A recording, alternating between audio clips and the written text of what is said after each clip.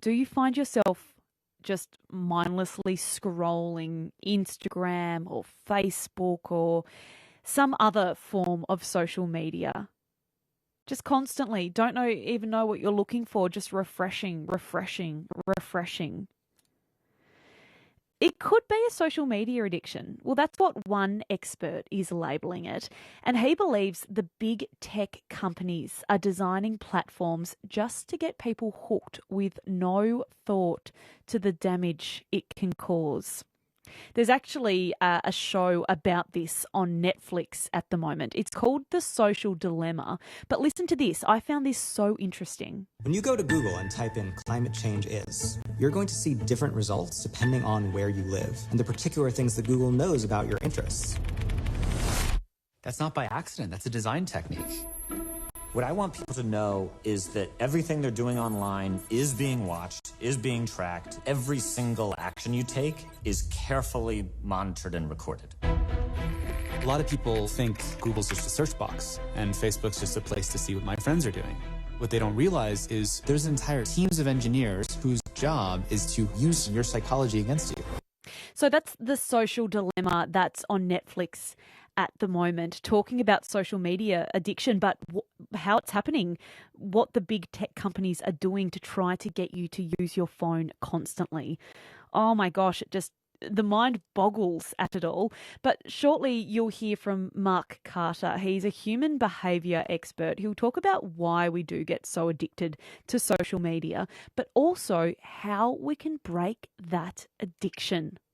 I'll be listening in very intently. I'll let you know that for nothing. ABC Radio Hobart with Lucy Breaden. First though, when you wake up in the morning, just as you've opened your eyes, what is the first thing you reach for? Is it possibly another pillow? Could it be your partner in the bed beside you? Or is it your mobile phone? Do you go straight for the phone because you're just dying to see if anyone's texted you or what's happening on your Facebook, if anyone's liked the picture that you recently uploaded? If you find yourself endlessly scrolling when you could be doing something else, have no fear, you are not alone, but this could be a social media addiction. One expert is labeling it just that, and he believes the big tech companies are designing platforms just to get people hooked with no thought at all to the damage it can cause. Mark Carter joins me now, a human behaviour expert. Mark, hello. Are you addicted to social media? I've gone through stages, Lucy. I'm only human, right? I've gone through stages, but I've managed to cull it. I'm the same. You've managed to cull it. Oh my gosh, that's so impressive. Yeah, mostly. It's willpower, right? That's the thing. It's sheer willpower and conscious effort, I think. Yeah, I totally agree. Well, soon we'll find out how to harness that willpower and how to try to break the addiction.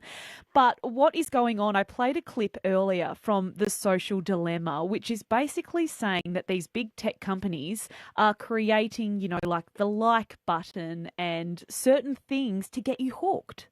Yeah, I found that documentary fascinating because it's a field I've been interested in for a few years. And, I mean, the features are exactly that. If you think the endless scroll, you keep scrolling, you're never going to hit the bottom. The feeding you up next content, so it's constantly feeding you content that's going to hook you in. And my personal favorite, I often joke, is those three wriggling dots that people wait with bated breath, right? Wait for the instant reply to keep in the conversation. You know the person's typing. So all these features are designed for you to give as much of your time as possible. That's what they're there to do. Okay, so talk me through these features. So we're seeing the dots, that's just the kind of loading, what could it be next? And the like features. What else hooks us? Yeah, I mean, probably one of the biggest ones is that up next, because the algorithms are catching really everything about you. And if you've seen that documentary, it's really powerful. It's really highlighting how AI catches all this data, knows you so well that it knows the triggers and the emotional triggers that are going to suck you in and keep you going. And that's why you end up going down these rabbit holes of content, kind of get drawn in. The other thing as well is that the features are designed to literally give us short-term dopamine rushes and fixes that we associate with normal reward, even for things like social interactions, a feel-good factor. And so the tools are designed to give you those dopamine rushes to keep you hooked and keep going back for more and giving more of your time.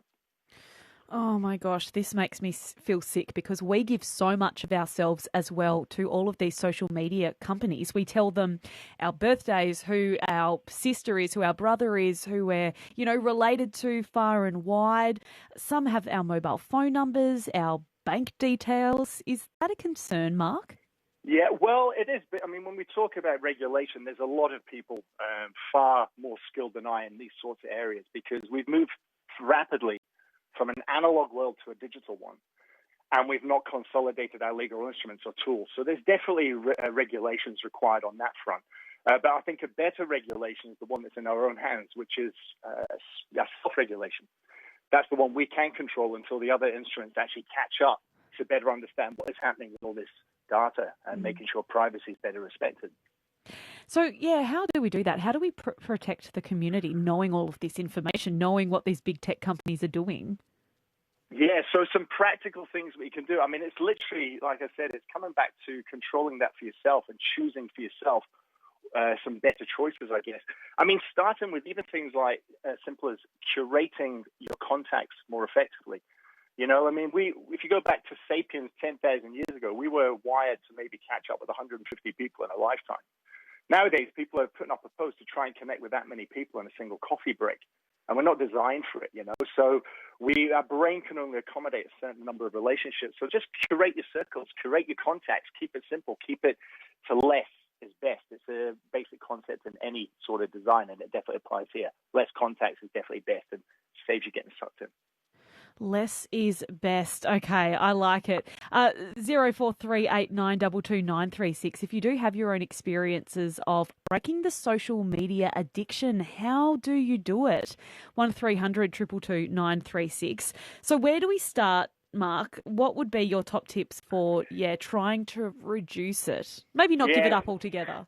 No, it's absolutely, and it's not about giving up. These things, they're great tools as well because they can connect. It's about them finding their place. I think there's a couple I love talking to. One is be where you are, right? We are hardwired with the most amazing senses. And your memory is actually your history. Your memory isn't your status updates or your photos of your past. Be where you are. Don't experience that rock concert through filters and camera lenses. Enjoy it. Full sensory submersed experience. So really focus on just being in the moment instead of living through the phone. That's probably a big one right there. And if you do that, you already start to cull that addiction. Be in the moment. Try not to use your phone so much. What about, like deleting the apps altogether? Absolutely. I've definitely gone through that path as well. There's so many out there, right? Whilst there's a handful, it's finding the apps that really serve purpose for you and asking yourself better questions potentially. How does this help me achieve my goals? How does this help bring fulfillment? Or sometimes when we ask those questions, what we find is we're actually more anxious. It's creating anxiety as a result. So when we learn to ask ourselves better questions, how is this helping me get my goals? How is this adding fulfillment or minimizing anxiety? How is it helping me stretch my education? We start to realize which apps we maybe don't need, and that's when it makes it easier to uninstall and delete them. Keep the ones that serve a purpose.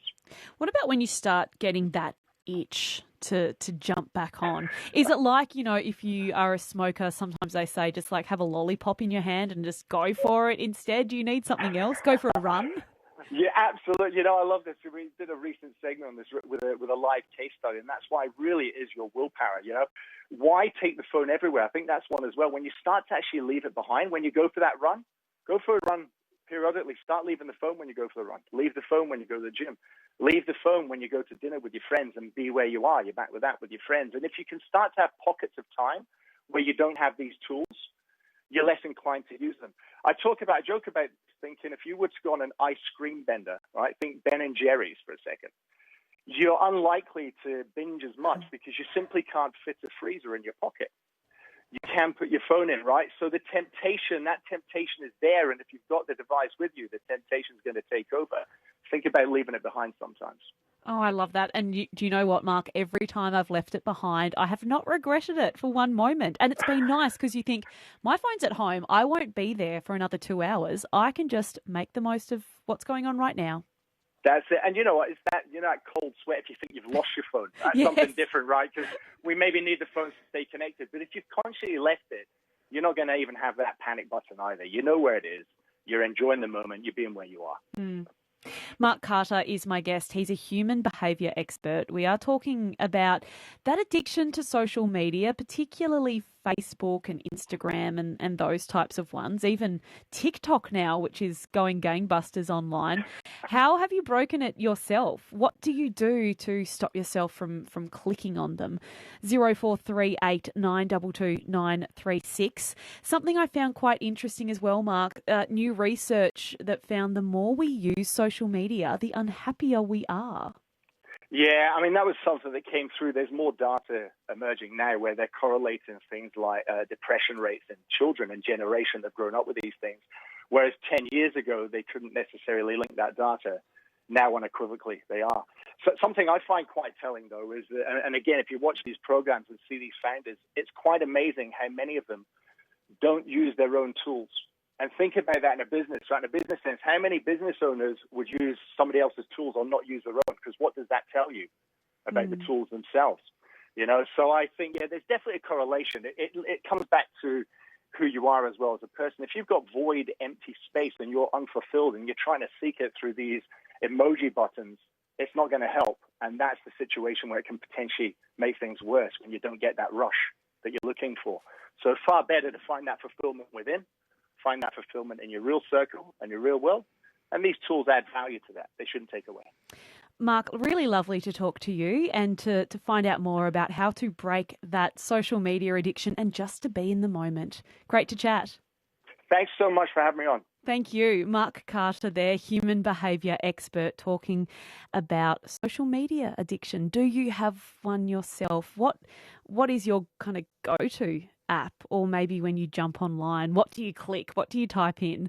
0438 922 936 if you are keen to text and to let me know. Richard says charge your mobile overnight in a living room. And Lucy, community is spelt with a T, not a D. Sorry, Richard, if I pronounced it the wrong way for you. A lovely text from Brian. Hey, Brian, what am I doing right now? Well, I'm listening to you in the garden and I thought you might like to see my bees. They moved into my shed 6 years ago, and as you can see, they're very, very busy little bees. Have a great evening. And that they are, Brian. Love your text. Thank you so much for that nice one. 0438 922 936.